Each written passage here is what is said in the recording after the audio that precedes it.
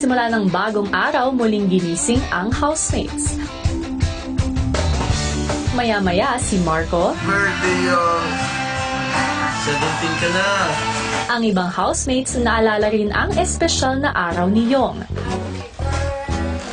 Birthday, Yong!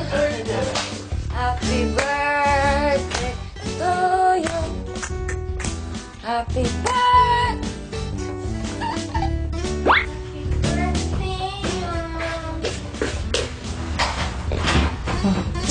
Sino na Penny?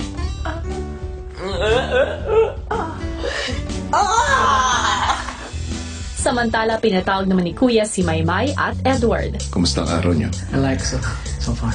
So far. Happy birthday, Yang. Birthday po ni Yong, Kuya. Ano yun, Maymay? Birthday po ni Yong. Paano niyo nalaman? May kalendaryo kayo dyan, no? Hindi po, Kuya. Mental. Mentally. Mentally. Ano yun? Disorder. Ano ba this? Disorder is when there's something wrong in your mind. I mentally order. I counting. They keep track of the days. Yeah. Mentally disordered. Ano bang naisip niyo? Celebration, Kuya. Like Basketball, eating, kuya. basketball. Basketball. Something. Surprise, Kuya. Surprise. Mapagbibigyan ko naman kayo. Eh, gaano niyo ba kakilala si Yong?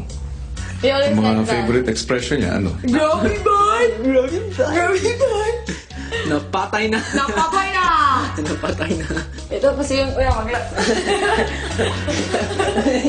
Kuya, always he walks like this.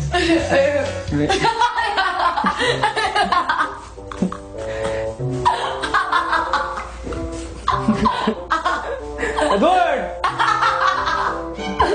Bago ko ipagkaloob yung salo-salo, eh, bibigyan ko muna kayo ng isang hamon. Dahil sinasabi nyo, kilala nyo na si Yong, magaling kayong manggaya.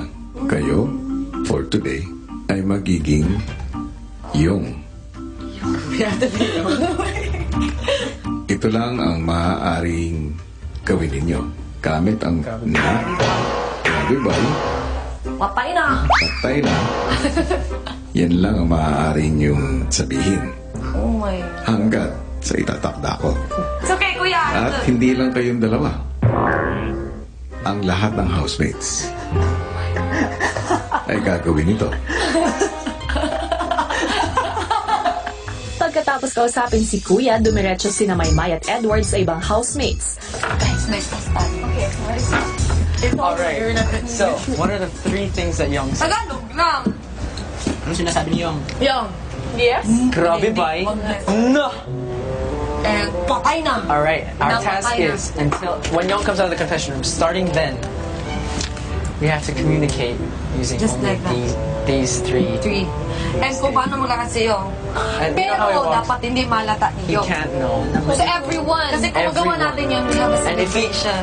If we do this until Kuya says stop, we start when Young comes out of the confession room. I do this for you! Si Yong naman ang kinausap.